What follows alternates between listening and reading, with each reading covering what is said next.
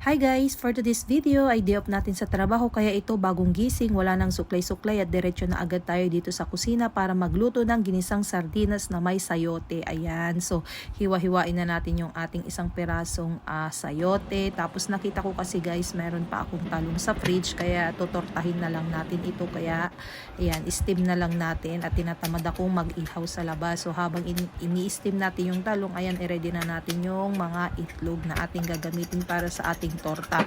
So ayan, timplahan na natin ng asin at paminta. O diba guys, alam nyo na yan, expert na kayo sa mga ganyang lutuin. So pagkatapos nyan, ayan, prituhin na natin. So ayan yung ating mga lulutuin. O diba, dalawang 555 sardines. Ayan, kaya naman 555. O diba guys, so ayan, mabilis tayong magluto. Tapos gisa-gisahin na natin yung ating sardinas na may sayote, o diba guys, para may gulay. So ayan, balihan natin ng konting tubig dahil medyo natutuyo na nga yung aking ginigisa.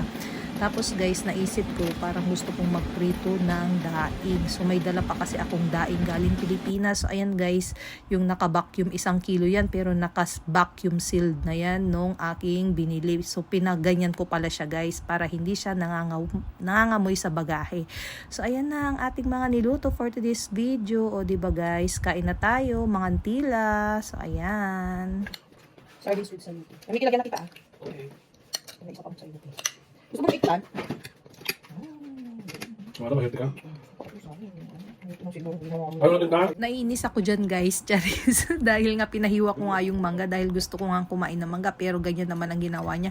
Kung ano-ano ang ginawa ni Botchi sa mangga, nilagyan niya ng sibuyas, ang daming-daming sibuyas, tapos kamatis. So diba guys, kasi gusto ko nga guys, mangga lang, tapos isasawsaw ko nga sa bagoong alamang. O so by the way guys, hayaan na lang natin dahil nandyan na nga siya. O ayan, kain na tayo. Sabi ko, sasaw-saw ako sa bagoong kakasuka. Yung eggplant ni Abe. wala akong spoon. Tikman. Abi ka. Masarap.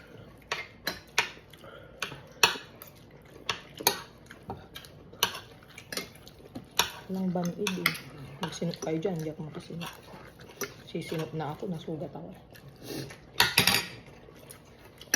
At yan nga palang tinitimpla natin dyan guys, yan yung Lux Slim na 4 Seasons flavor. Yan yung pinahula natin doon sa nakaraan vlog natin. Kaya nga lang guys, sa dami ng humula ay wala talagang nakahula guys. Kung ano-ano kasing sinulat nyo. Sabi ko sa inyo, sikat na inumin yan ng mga celebrity. O diba, yan kasi yung CEO niyan ay si Miss Ana Magkawas. So ayan guys, o diba. So hanggang dito na lang yung video natin ngayong araw. So hulaan nyo na lang guys kung ilang pirasong itlog yung nilagay natin sa torta for 100 pesos GCash. Yung unang makakasagot, paunahan na lang dyan sa comment section. So hanggang dito na lang guys. Huwag kalimutang i-follow, like and share. Bye!